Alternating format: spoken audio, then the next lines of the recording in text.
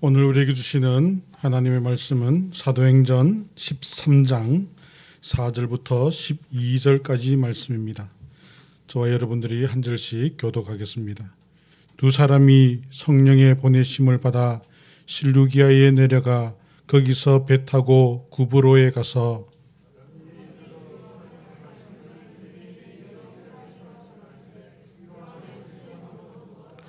온 섬 가운데로 지나서 바보에 이르러 바예수라 하는 유대인 거짓 선지자인 마술사를 만나니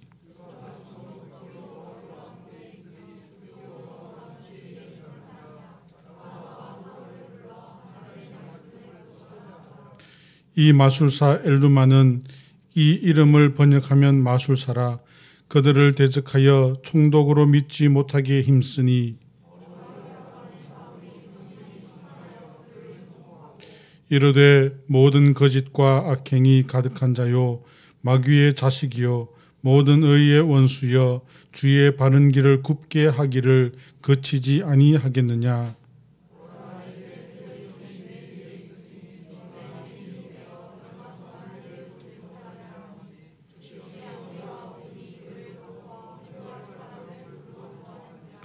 이에 총독이 그렇게 된 것을 보고 믿으며 주의 가르치심을 놀랍게 여기니라. 아멘. IQ라는 것이 있죠. 지능지수. 사람마다 다 IQ가 있습니다. 검사를 해보신 분은 나는 IQ가 얼마다 이렇게 알잖아요. 그런데 IQ는 지능, 나이에 따른 지능의 평균 지수를 말하는 거예요. 그렇기 때문에 나이 따라서 계속 이렇게 그게 왔다 갔다 합니다. 그래서 중학교 때, 고등학교 때 나는 130이야, 140이야 검사해 놓고는 지금 와서 계속 130이라고 주장하는 것은 잘못된 거예요. 매년마다 검사를 해봐야지 자기의 그 지수가, 평균 지수가 나오는 거예요. 그래서 옛날에 이렇게 낮았다고 해서 나는 머리가 나빠 이렇게 생각할 필요도 없고 옛날에 높았다고 해서 나는 지금도 IQ가 높아 이렇게 생각하면 착각이라는 거죠. IQ라는 것이 있습니다. 그 IQ의 평균 값이 100이다. 그래서 120 이렇게 안 되면 머리가 나쁘고 이런 거 아닙니다. 사람마다 이렇게 IQ가 다 다른데요. 어떤 사람들은 그런 이야기를 합니다. 동물의 이 지능지수와 사람의 지능지수를 비교를 하는 사람들이 있어요. 그래서 니는 돌고래보다 머리가 나빠 이런 말을 하는 사람이 있죠. 너는 이렇게 강아지보다 머리가 나빠 이렇게 이제 이야기하기도 하는데 물론 지능지수에서는 어떤 발달의 장애에 의해서 그럴 수도 있어요. 사람들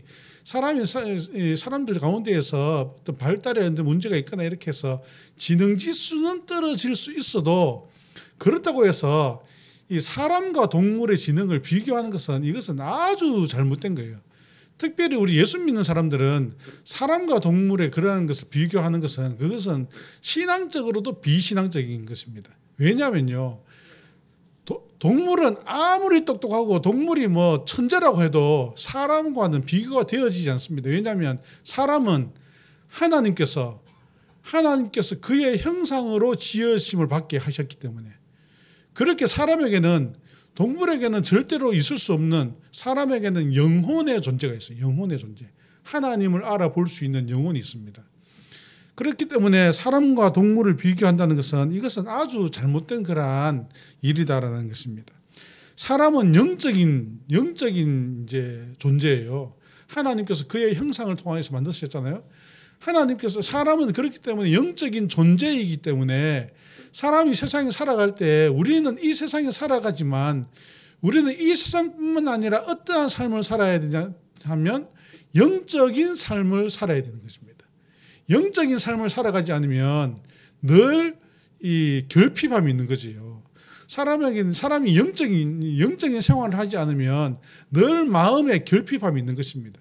그러나 이와 같이 예수 믿고 교회에 나와서 늘 말씀 듣고 신앙생활하고 찬송하고 기도할 때에 하나님께서 우리에게 주신 그러한 풍성한 은혜를 깨닫게 될 때 만족함이 있게 되는 것입니다.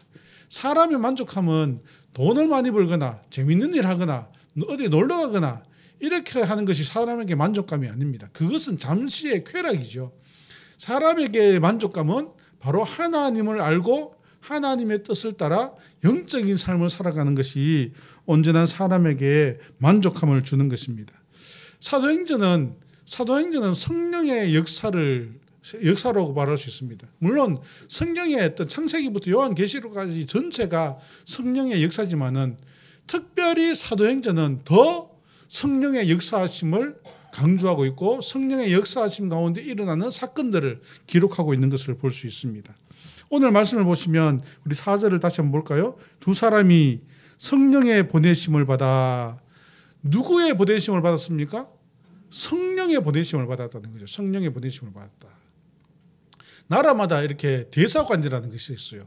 우리나라에도 우리나라지만 미국의 대사관, 일본 대사관, 이런 중국 대사관이 있습니다. 우리나라에서 미국을 가장 빠르게 갈 수 있는 방법은 비행기를 타고 가는 것이 아니라 KTX 타고 서울 세종로에 가면 대사관이 있어요. 대사관에 딱 들어가면 그 대사관 안은 바로 미국이에요. 대사관 안은 우리나라에서 비록 위치는 우리나라에 있지만 그 모든 영향력은 미국의 영향력을 갖고 있는 거죠. 이와 같이 대사관들이 있는데 대사관에서 근무하시는 분들을 대사, 영사관 이렇게 그렇게 부릅니다. 이 대사들은 나라가 파송한 거죠. 나라가 다른 나라에 우리나라를 대표하여서 보내는 것입니다. 그렇기 때문에 그 나라에 있다고 해서 그 나라의 어떤 그러한 것을 정치나 경제나 어떤 행정적인 것을 하는 것이 아니라 보냄을 받은 나라를 대신하여서 일을 하는 것이 바로 대사들이죠. 이와 같이 우리들도 마찬가지입니다. 우리 사람들도 마찬가지예요. 우리도 하나님께서 우리를 보내셨어요. 오늘 바울과 바나바를 구브로로 보낸 것처럼 이와 같이 하나님도 우리를 보내셨다. 우리가 그 믿음을 가지고 살아야 되는 것입니다. 예수 믿는 사람들은 하나님께서 성령으로 보내셨다라는 그런 믿음을 가지고 살아야 돼요. 내가 어디에 있든지 내가 무엇을 하든지 모든 것이 다 성령께서 보내신 것이다. 내가 지금 이 자리에 있는 것 성령께서 보내신 거예요. 내가 오늘 수요일날 교회 가야지, 예배 드려야지, 그 마음을 먹게 하는 것도 누가 하신다고요? 성령님이 하시는 거죠. 성령님이 지금 이 자리에 보내신 겁니다. 우리는 영적인 존재이기 때문에 우리는 하나님의 뜻을 바라보면서 살아가야 되는데 이 하나님의 뜻을 바라보며 살아가는 그 모든 것이 바로 하나님께서 보내셨기 때문에 하나님께서 그 필요한 곳에 다 보내시는 거예요. 가정에도 우리를 보내셨고 우리를 어떤 직장에도 우리를 보내셨고 어떤 우리가 살아가는 그런 지역에도 하나님께서 우리를 보내신 거예요. 물론 우리의 의지를 가지고 갔다라고 생각할 수 있겠지만은 그 의지 안에도 하나님께서는 계획하신 그런 성령의 역사가 있다. 이 믿음을 가지고 우리가 살아가야겠습니다. 우리는 성령님께서 우리를 보내신 존재다. 바로 바나바와 사울과 바나바를 이와 같이 구브로로 보내어서 이방 선교의 길을 나가게 하신 것처럼 하나님께서 우리를 이와 같이 대구 서부교회에 보내시고 하나님께서 우리를 이 땅에 보내시고 그와 같이 하나님 가운데에서 하나님의 역사 가운데 살아가신 것을 우리가 기억하면서 늘 보내심을 받은 자로서 보내심을 받았기 때문에 누구의 뜻대로 살아야 됩니까? 하나님의 뜻대로 살아야 된다는 거지. 하나님의 뜻대로. 그것이 바로 가장 잘 사는 방법이에요. 창세기에 보면 요셉이 애굽으로 팔려가잖아요. 창세기 요셉이 이 애굽으로 팔려가지만은 나중에 형들 앞에 말하는 것이 무엇입니까? 내가 어떤 당신들이 팔아서 왔다 그럽니까? 아니에요. 하나님께서 보내셨다. 하나님께서 보내셨다라고 고백할 때 이 요셉의 그 가족, 이 야곱의 그 모든 가족이 축복을 받고 결국 이후에 이스라엘을 세우는데 큰 역사를 일으키게 되지 않습니까? 이와 같이 우리는 하나님께서 보내셨다라는 믿음 가지고 살아가는 여러분들 되시길 바랍니다. 내가 지금 있는 이곳에 우리가 늘 감사하면서 하나님께서 이 가운데에서 나를 통하여서 인도하시는 역사가 있다. 이 믿음을 가지는 여러분들 되시길 바랍니다. 오늘 말씀을 보시면 이제 바울과 바나바를 이제 구브로섬에 보냈는데 이 구브로섬이 어디냐면요. 바로 이스라엘 지도를 딱 펼쳐보면 이스라엘이 지중해에 딱 이렇게 붙어 있잖아요. 그 서쪽에 지중해 바로 앞에 있는 큰 섬, 크기로 말하면 우리나라의 제주도의 한 4배 정도 됩니다. 크죠. 큰 섬이에요. 지금 그 터키에 지진이 일어났지 않습니까? 그 지진이 일어난 곳에서 그렇게 멀지 않아요. 지진이 일어난 곳에서 바로 남쪽에 지중해로 내려오면 바로 큰 섬이 있는데 그 구브로 섬으로 보냈어요.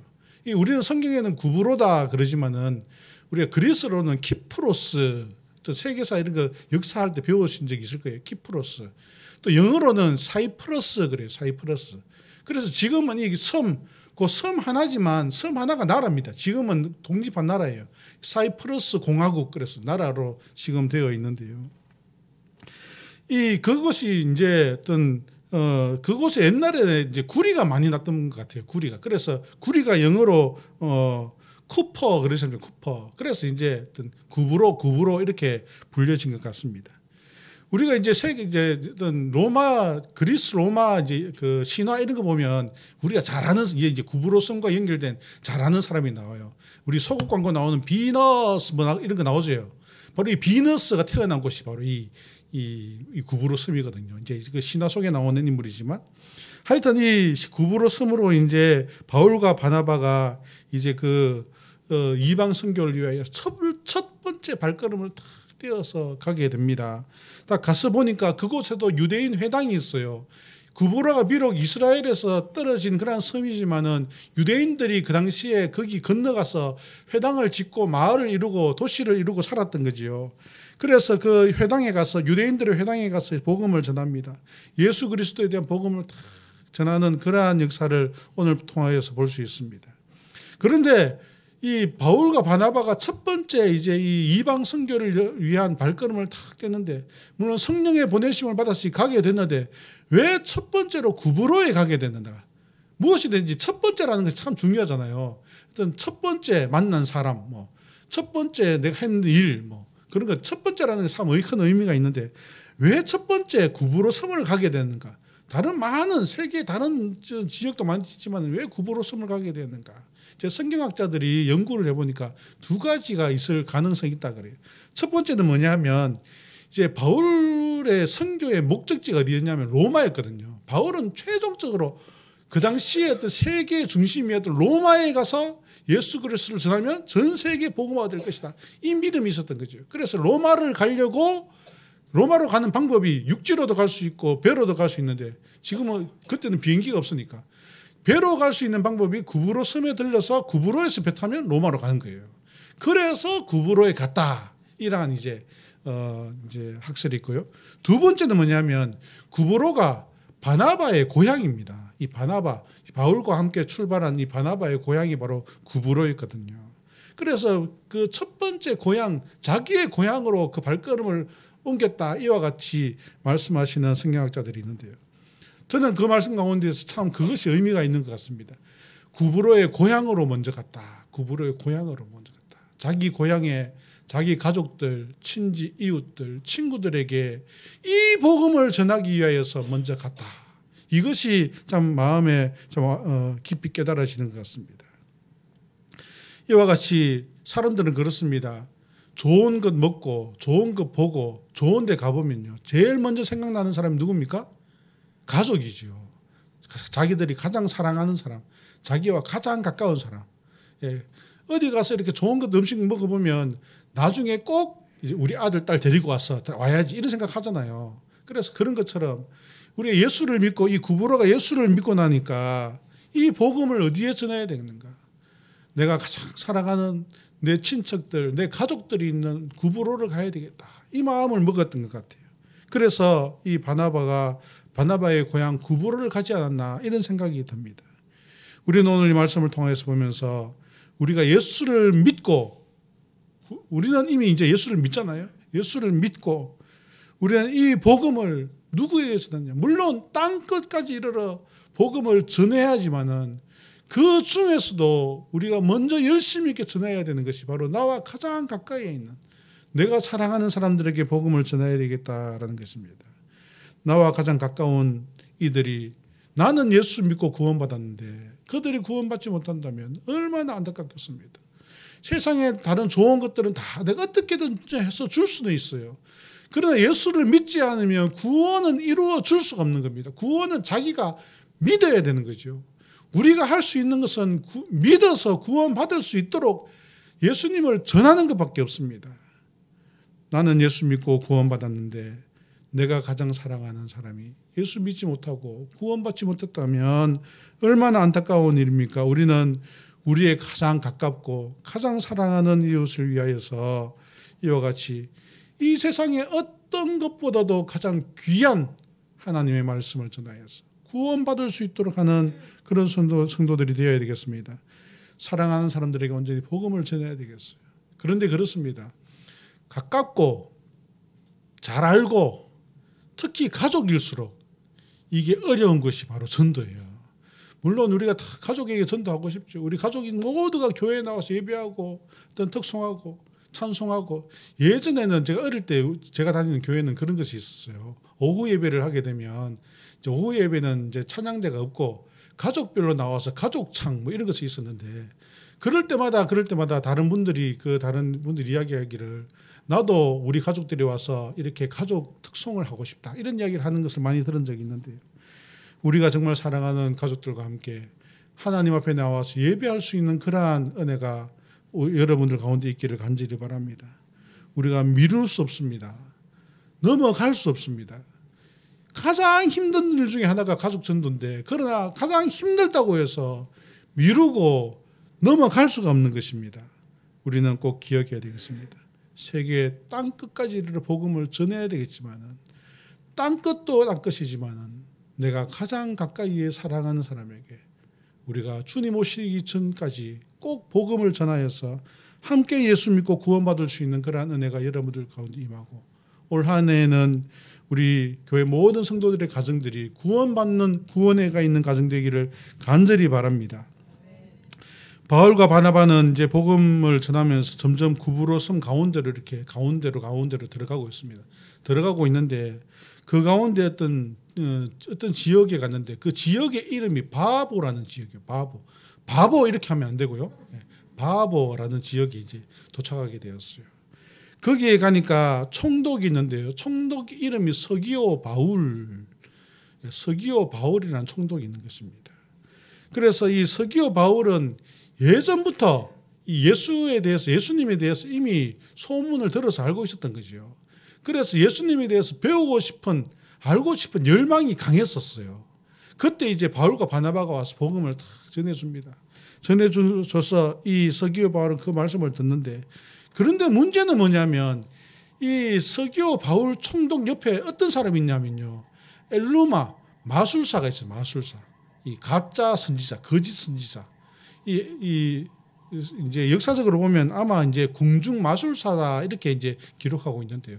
옛날에는 궁중에 이렇게 어떤 즐거운 일을 하기 위해서 마술사도 있고 뭐 이렇게 전 보는 사람도 있고 뭐 그랬던 것 같아요. 하여튼 이 궁중 마술사 엘루마가 있는데, 이 사람은 이 총독 곁에 서갖고는 곁에 있으면서 어떤 그러한 전 보고 마술도 부리고 이렇게 하면서 이제 재력과 권력을 가진 그러한 위치에 있었던 것 같아요. 그런데 바울과 바나바가 와서 복음을 탁 전해버리니까, 복음을 전해서 만약에 이 총독이 예수를 믿어버리면 자기가 필요가 없잖아요. 그렇기 때문에 자기가 계속해서 권력을 누리려면 어떻게 됩니까? 총독이 예수를 못 믿게 해야 되는 거죠. 그러니까 방해를 하는 겁니다. 이 복음 전하는 것을 방해를 하는 거예요. 그때 바울이 그에게 말합니다. 10절과 11절을 보시면, 모든 거짓과 악행을 가득한 자요, 마귀의 자식이요, 모든 의의 원수여, 주의 바른 길을 굽게 하기를 그치지 아니하겠느냐. 보라, 이제 주의 손이 내 위에 있으니 내가 맹인이 되어 얼마 동안 해를 보지 못하리라. 바울이 이렇게 말씀으로 꾸짖어 버립니다. 이와 같이 우리가 복음을 전하고 주의 일을 감당하려고 하면 사탄이 꼭 방해를 합니다. 예수님께도 와서 방해하는데 우리에게 와서 방해 안 하겠습니까? 성도들이 예수 잘 믿겠다고, 예수 열심히 믿겠다고 결심해 보세요. 그냥 저절로 예수를 잘 믿게 되는 것이 아니라 꼭 사탄이 와서 시험을 하고 못하게 가로막는 것을 볼 수 있습니다. 온갖 방해꾼들이 있어요. 가족들에게 복음 전하고 싶죠. 복음 전하고 싶지 않은 사람이 누가 있겠습니까? 우리 사랑하는 가족들에게, 남편, 아내, 자식들, 어떤 친지, 형제들에게 복음 전하고 싶은데요.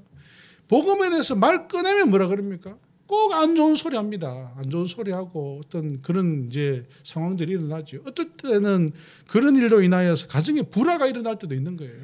사탄이 막는 거예요. 복음 못 전하도록. 사탄은 이와 같이 복음 전해지는 것을 가장 싫어하기 때문에 어떻게든 막는 거죠. 하나님 기뻐하시는 복음 전도는요, 하나님께서 가장 기뻐하시는 일입니다. 그러나 사탄이 가장 싫어하는 일이죠. 그러니까 절대로 가만히 있지 않는다는 것입니다. 우리는 잘 기억해야 돼요. 우리에게 시험이 있을 때 이것을 시험으로 인해서 넘어지면 안 됩니다. 시험을 이겨내야 돼요. 왜냐하면 시험에 지면 사탄에 지는 것입니다. 주의 일을 감당하려고 하면 못하게 하려는 그냥 방해하는 요소들이 많이 있습니다. 그럴 때 우리는 이것은 시험이다 깨닫고 이겨내야 되는 것이죠. 교회 나가서 이제 교회 나가면 새로 이제 새신자 이제 전도해서 이제 교회 오면 꼭 그런 이야기 하는 분들이 있어요. 이제 한 주, 두 주 오면 교회 못 가겠다. 그래요. 왜요? 그러면 교회 가니까 안 좋은 일이 있고 꿈자리가 시끄럽고 죽은 시아버지가 나타나고 그런 이야기를 막 하는 거예요. 예. 꼭 그렇게 사탄이 시험을 하는 것입니다. 그것을 이겨야 된다. 그것을 이겨야 된다. 우리가 꼭 옆에서 기도해주고 그 사탄의 시험을 이겨낼 수 있도록 해줘야 되는 것입니다. 그뿐만 아니라 이 사탄이 시험할 때요, 핍박으로만 시험하는 것이 아니라 달콤한 말로도 시험한 거예요. 달콤한 말로도 시험합니다. 어떤 사람들은 사업이 너무 잘 돼갖고는 교회 못 오는 사람이 있어요. 사탄이 그러니까 시험할 때 이 사람은 그냥 돈에 더 마음이 있기 때문에 사업이 너무 잘 되니까 주일날 평일날은 손님이 10명 오면 주일날 문 열으니까 손님이 100명 오고 막 이래 보세요. 주일날 문 닫고 시켰습니까? 아닌 거예요. 그러니까 이 사탄은 시험하는 거예요. 주일날 교회 못 가기 위해서 장사가 더 잘 되게 막 그냥 모든 사탄 친구들 다 데리고 가갖고는 그냥 거기 오게 만드는 거예요. 그것을 못 이기게 하는 거죠. 달콤하게 유혹하는 것도 있다라는 것을 기억해야 되는 것입니다. 예수 잘 믿도록 절대로 사탄은 놔두지 않습니다. 우리가 교회 나온 지 오래되어도요, 우리가 예수 잘 믿도록 절대로 놔두지 않아요. 항상 영적인 전쟁은 있다라는 것을 기억하고 날마다 우리는 하나님 말씀 붙잡고 기도하면서 믿음으로 이겨내며 나가야 되는 것입니다. 목사도 마찬가지입니다. 목사가 되면 신앙생활 저절로 잘 될 것 같죠. 절대로 아닙니다. 목회자들에게 더 큰 사탄이 붙어갖고는 지 잡고 흔드는 거죠. 그냥 흔들어요. 그래서 누구나 이 땅에 살아가는 사람들은 다 똑같습니다. 예수 잘 묻지 못하게 하도록, 예수 하나님 말씀 못 듣게 하도록 사탄은 우리를 시험한다. 우리는 그럴수록 우리는 더욱더 기도하면서 이겨내서 예수를 믿는, 그리고 믿음으로 살아가는 영적인 삶을 살아가는 모습이 있어야 되는 것입니다. 영적 감성이 있어야 돼요. 예수 믿는 사람들은 영적 감성이 있어야 되는 것입니다. 눈으로 보이는 것, 세상에 일어나는 것, 눈으로 보이는 세상적인 것만 바라보는 것이 아니라 영적 감성, 영적으로 볼 수 있는 눈이 있어야 돼요. 이것은 사탄의 시험이다. 이것은 하나님의 축복이다. 이것은 주님의 은혜다. 구별하고 믿을 수 있는 그러한 삶이, 그러한 모습이 있어야 된다는 것입니다. 영적 감성을 높이려면 어떻게 해야 되겠습니까? 우리가 믿음의 백성임을 깨닫고 하나님의 거룩한 백성임을 깨닫고 우리가 영원한 하나님 나라를 향하여서 열심히 달려가야 돼요. 열심히. 천천히 대충 그렇게 가면 안 됩니다. 열심히 달려가서 사탄이 못 쫓아오도록 만들어버려야 돼요.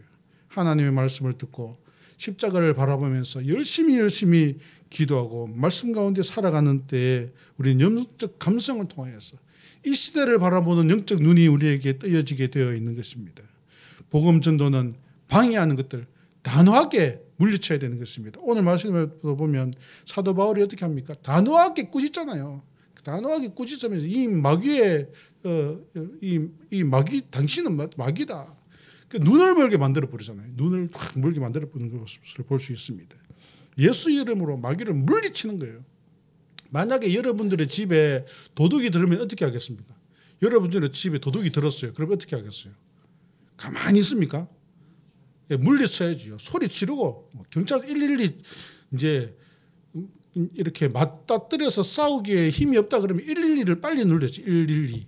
제가 예전에 저희 집이 이제 2층 집에 2층에 제가 있었는데 밤에 새벽에 누가 문을 막 흔드는 거예요. 그래서 제가 자다가 눈을 탁 뜨니까 제 방 문을 열면 이제 이게 안쪽으로 다 연결이 되거든요. 그래서 제가 너무 무섭고 떨려서 이 무서우면요, 사람이 긴장하면 112가 생각이 잘 안 나요. 전화기를 탁 붙잡고는 몇 번을 눌러야 되나 가만히 생각하다가 지금 그 당시에 지금 그때 지금 문을 막 열고 있어요. 이 사람이 지금 열고 있는 거예요. 가만히 생각하다가 112를 탁 눌렀어요. 112 탁 눌렀어요. 이제 경찰에게 탁 말 신고를 탁 했는데 이제 그러다가 이제 나중에 문을 막 열다가 이제 다른 곳으로 이렇게 가게 되었고 경찰이 이제 왔어요. 와서 이제 보고는 아무런 그런 일이 없었던 그런 적이 있는데요. 도둑이 들면 물리쳐야 되는 것입니다. 도둑이 들었는데 가만히 앉아서 그냥 멍청하게 쳐다보고 있으면 그런 바보가 없는 거죠. 도둑을 물리치듯이 우리 사탄이 우리를 공격하면 우리는 단호하게 물리쳐야 돼요. 특별히 교회를 공격한다. 단호하게 물리쳐야 됩니다. 그냥 멍청하게 쳐다보고 있으면 안 되는 거예요. 단호하게 물리쳐야 됩니다. 좋은 게 좋은 거 절대로 아닙니다. 우리 예수 믿는데 예수를 못 믿게 한다. 단호하게 물리쳐야 돼요. 시험하는 것 단호하게 물리쳐야 되는 것입니다. 우리는 성령의 권위를 가지고 있어요. 하나님의 권세를 받은 자입니다. 우리는 이와 같이 말로만으로 예수 믿는다 그러지 말고 사탄이 우리를 공격할 때에는 단호하게 물리치는 그러한 성령의 은혜와 능력이 있기를 간절히 바랍니다. 베드로전서 5장 8절 9절에 보시면 근신하라 깨어라 너희 대적 마귀가 우는 사자같이 두루 다니며 삼킬 자를 찾나니 너희는 믿음을 굳게 하여 저를 대적하라 그랬어요. 믿음의 선한 싸움을 싸우는 성도가 되어야 되는 것입니다. 싸울 줄 아는 성도가 되어야 돼요. 남들이 공격하는데 가만히 있으면 그런 절대로 이길 수가 없는 것입니다. 바울은 이 마술사를 책망합니다. 바울이 마술사를 책망하니까 결국 이 마술사가 눈이 멀어져 버리게 되지 않습니까? 우리는 이 땅에 살아가면서 사탄의 시험에 빠지면요, 우리가 영적 눈을 멀어져 버리는 거예요. 그렇기 때문에 우리는 사탄에게 이겨야 됩니다. 이길 때 영적 눈이 밝아지고 하나님께서 진정 원하시는 삶이 무엇인가를 깨닫고 그 삶을 살아가게 된다라는 것입니다.